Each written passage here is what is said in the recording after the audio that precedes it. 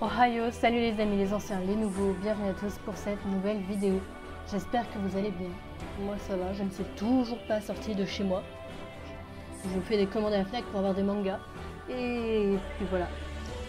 Aujourd'hui j'ai envie de vous parler de ma saga qui a fait ma vie de jeu vidéo. Surtout pendant ce confinement où je me suis grave ennuyeux. C'est-à-dire donc la saga Fire Emblem. Alors je ne connais pas les titres des Fire Emblem en japonais, je suis désolée. Et puis je me suis pas amusée à les apprendre par cœur pendant la session. Voilà. Contrairement à la France, le premier Fire Emblem à être sorti, c'est celui qui parle de Marthe. Qui est sorti en avril, le 20 avril 1990. Donc c'est-à-dire il y a longtemps. Mais nous, ce n'est pas celui-là qui est sorti en premier, c'est Fire Emblem Rekanoken, le seul dont je connais le nom en japonais. Que nous, on a tout simplement appelé Fire Emblem, on s'est pas emmerdé. Donc il est apparu sur la Game Boy Advance et ça a été le premier Fire Emblem à sortir à l'international. Donc ce Fire Emblem là, il parle du père de Roy, qui est donc Roy est un personnage très emblématique de la saga. Et je me suis rendu compte que dans les... Pardon pour ça. Faut vraiment que je trouve un moyen de couper ça au montage. Vous l'avez quasiment sur toutes les vidéos. Hein. Donc oui, je disais... Je me suis rendu compte en faisant la vidéo qu'en fait, Roy, on n'en entendait jamais parler. Sur les sagas françaises, on ne le connaît pas. On connaît son père, mais on ne connaît pas Roy. Ça m'a choqué. Ça m'a choqué. Voilà.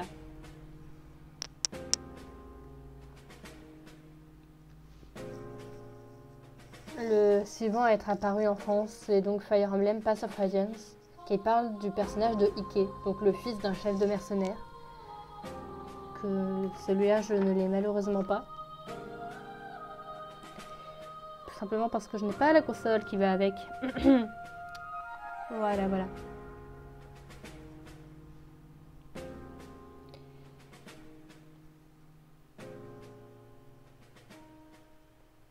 Putain, c'est pas possible. Excusez-moi, mais ça me saoule. Voilà. Donc en fait, la saga, enfin le jeu Fire Emblem,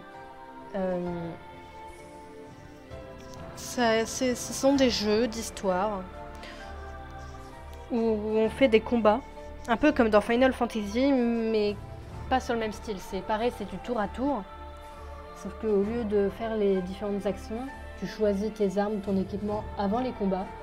Et en fait, tu fais du case par case. Donc tu peux utiliser chacun de tes personnages qui doivent avancer sur telle ou telle case pour aller affronter l'ennemi. Au moment de combattre, tu peux choisir quelle arme dans son inventaire il peut utiliser pour affronter l'ennemi. Et en fait, tout ça, au cours des combats, ça fait avancer dans une histoire. La plupart du temps, il y a des problèmes de famille. Me demandez pas pourquoi les gens qui ont inventé Fire Emblem, ils devaient avoir des problèmes avec leurs frères et sœurs. Dans la plupart des Fire Emblem, tu as des problèmes de famille. Et le Fire Emblem, c'est ça. Après, tu gagnes en fonction de tes affrontements, de tes combats, tu gagnes des objets qui te permettent d'évoluer tes personnages et d'affronter les grands méchants de l'histoire.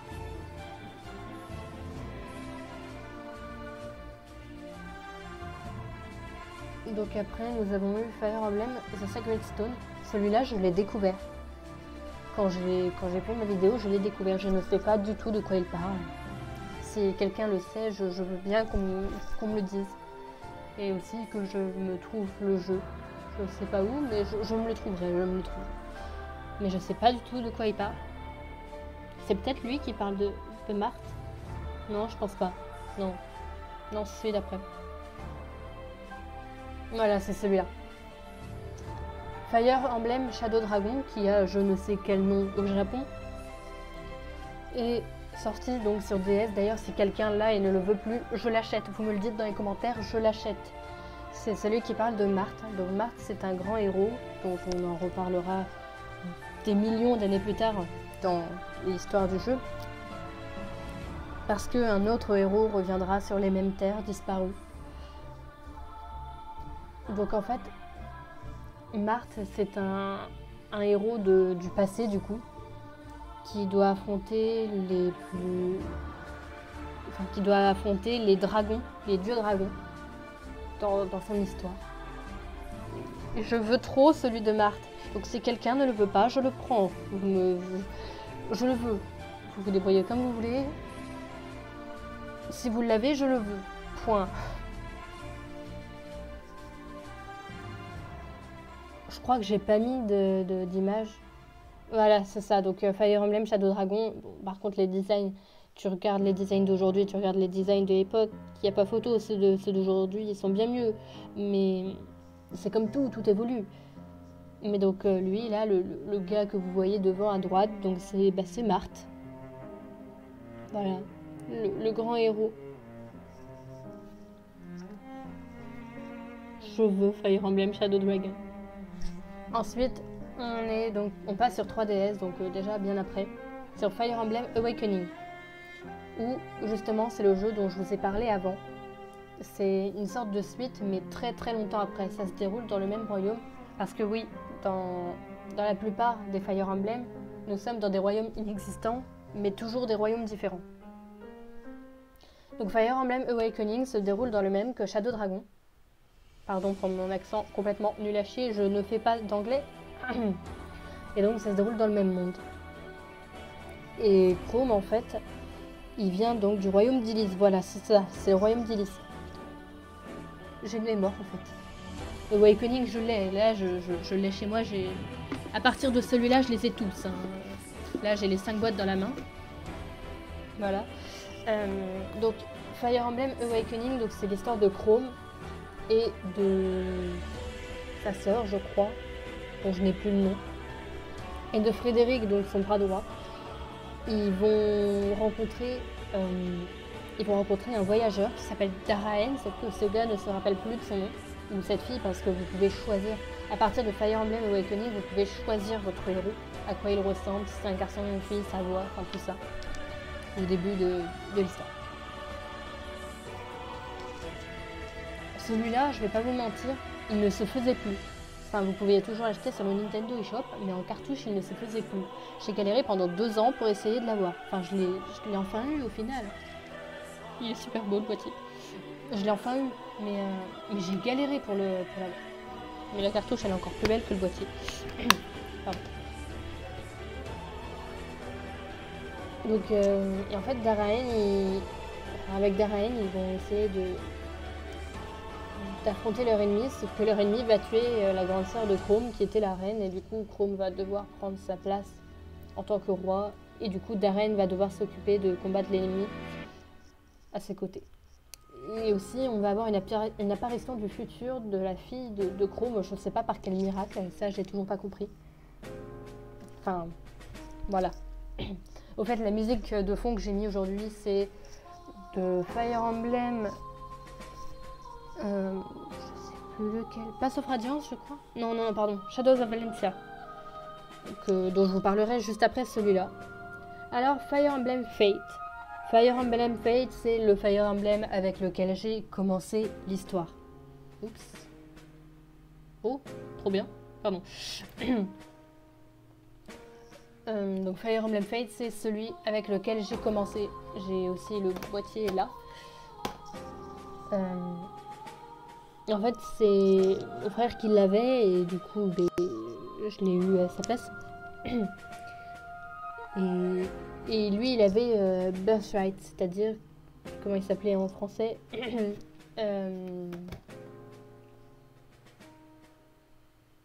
Bon, peu importe. Fire Emblem Fate. Et attendez, il n'y a que 4 révélations. Et je n'ai plus le 3e. Génial, nickel. Bon, si quelqu'un sait faire de l'anglais et me traduit le nom. Donc en fait, c'est l'histoire d'une grande famille. Encore des problèmes de famille, il y en a tout le temps, je vous avais prévenu.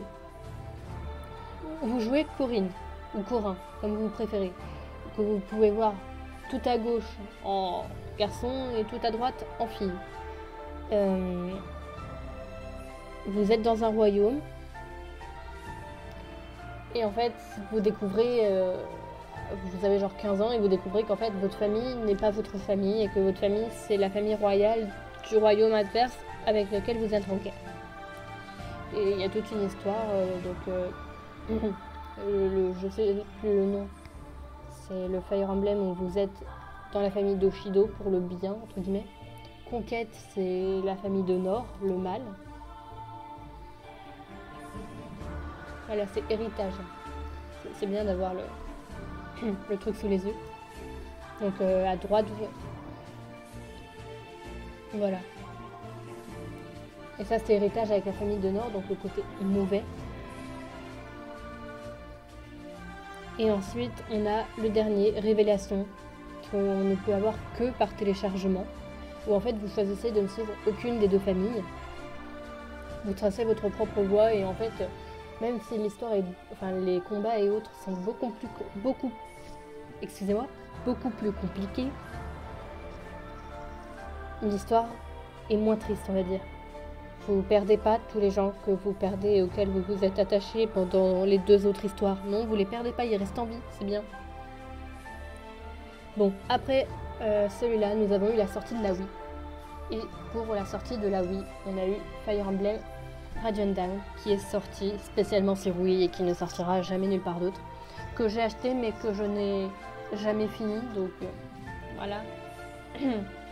Ouais, bon. Donc on retourne sur 3DS avec Fire Emblem Shadows of Valencia que j'ai encore dans les mains. Et alors, je peux vous lire le derrière si vous voulez. Parce que ça m'arrange, je n'avais plus le nom de la fille. Donc le garçon qui s'appelle Alm et la fille qui s'appelle Celica, vous pouvez les jouer tous les deux. Ils viennent de royaumes différents mais ils ont grandi ensemble. Et elle a dû retourner dans son royaume parce qu'en fait elle était une princesse perdue entre guillemets. Et les deux vont devoir s'affronter. Et à certains moments vous pouvez jouer Alm, à d'autres vous pouvez jouer Celica. Et vous pouvez voir ce qu'ils pensent les deux à certains moments. Et ça fait mal. J'aime bien l'histoire mais elle est très dure. Très très dure. Ensuite Fire Emblem Echoes, donc ça c'est l'icône que vous aurez sur téléphone car il est sorti donc sur téléphone et gratuit contrairement aux autres. Et j'ai rien à dire parce que je l'ai téléchargé sur mon téléphone et le jeu n'a jamais voulu se lancer à cause de mon téléphone pourri. Donc voilà. Je n'ai rien à dire sur ce jeu, je ne l'ai pas. Tristesse sur mon visage. Ensuite nous avons Fire Emblem Warriors qui est sorti sur New Nintendo 3DS et sorti sur Switch. J'ai les deux. Oui je sais, là je deviens complètement malade. J'ai les deux. Et en fait, ça parle de, je n'ai plus leur nom, des 2 jumeaux royaux, voilà, ils nous le disent même pas, ils sont gentils. Donc les deux blondinets que vous pouvez voir sur l'image.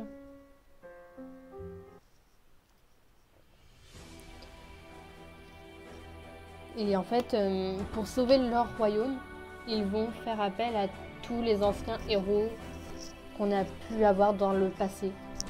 Donc Ryoma, tout à droite en bas, Xander tout en bas à gauche, qui sont donc de la famille royale de Nord et de Oshido.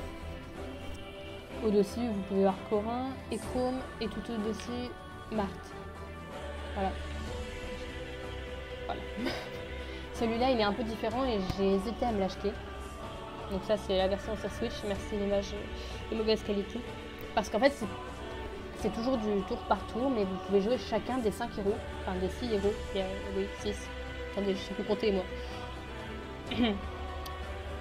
Des 7 héros. Non, il y en a un autre qui sont pas mis. Des 8 héros, je vais y arriver. Parce qu'il y a Lucina aussi, donc la fille de Chrome. Et en fait, c'est plus du case par case.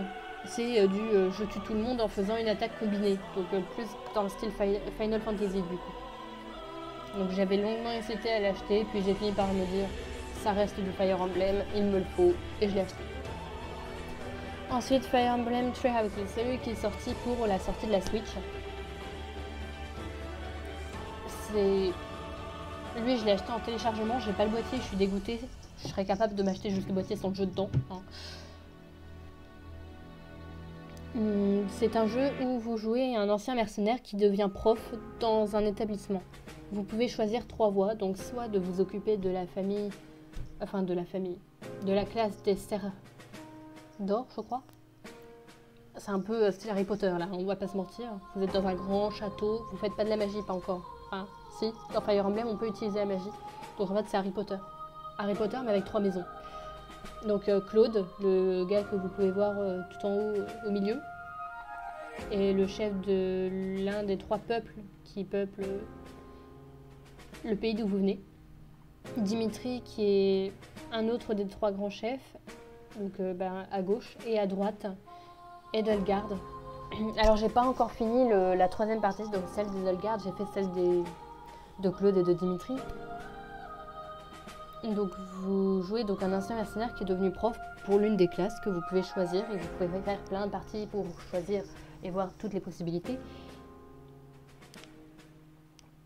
Et en fait, j'ai pas envie de vous spoil, mais voilà, le méchant, il est beaucoup plus proche de vous que ce que vous pensez. Sérieusement, quand je l'ai découvert, j'étais à 2 doigts de chialer, je m'y attendais pas du tout. Et voilà. Je suis très précise et je dis beaucoup de choses en ne disant rien en même temps. C'est magnifique. Et ensuite, le tout dernier qui est sorti, enfin, il était déjà sorti sur Wii U. Et lui, franchement, je suis pas sûre de me l'acheter. Si certains d'entre vous l'ont, dites-moi ce que vous en pensez. Parce que lui, je le sens vraiment pas. On n'est plus dans l'univers de Fire Emblem. Parce qu'ils ont fait un duo entre les gens de Fire Emblem dont je n'ai plus le nom. Mon Dieu, honte à moi.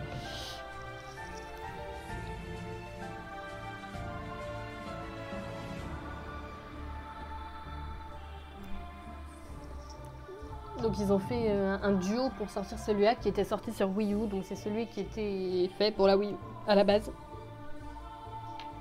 Et en fait c'est l'histoire d'un chanteur, enfin d'un groupe de chanteurs qui découvre que en chacun d'eux réside un pouvoir qui fait venir, sans faire exprès, des créatures d'un autre monde. Et pour battre ces créatures des autres mondes, et des créatures toutes moches qui vont détruire la Terre, ils font appel, c'est un peu comme Warriors du coup, à tous les anciens héros des Fire Emblem. Mais personnellement, enfin déjà le style de combat il est comme Warriors, et en plus même l'histoire, on quitte complètement le monde de Fire Emblem, on est au jour d'aujourd'hui, et moi ça me gêne particulièrement, donc je sais vraiment pas si quelqu'un là, dites-moi ce que vous en pensez, mais moi j'y crois pas trop. Voilà. Donc je vous ai parlé de Fire Emblem, la meilleure saga de jeux vidéo of the world. Enfin, je pense pas, je pense que certains vont me dire c'est Final Fantasy, enfin, peu importe, hein, vous pouvez aimer ce que vous voulez, mais moi je suis fan de Fire Emblem, voilà. Et je tiens à vous dire aussi que je vais essayer de faire un let's play du coup sur Fire Emblem.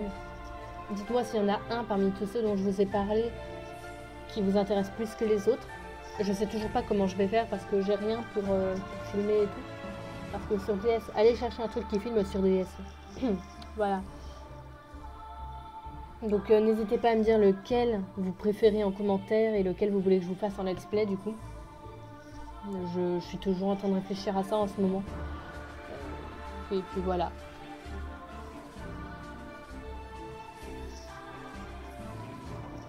J'espère que vous aurez appris des choses avec Fire Emblem. Tout en sachant que l'ordre apparu en France n'a rien à voir avec l'ordre apparu au Japon. Et qu'il y en a qui sont sortis au Japon que j'aimerais bien voir en France mais que l'on n'aura jamais. Faut que je me calme. Bon, n'hésitez pas à vous abonner si mon concept vous plaît, si ma vidéo vous a plu. Vous pouvez même mettre un pouce bleu, ça me dérangera pas du tout.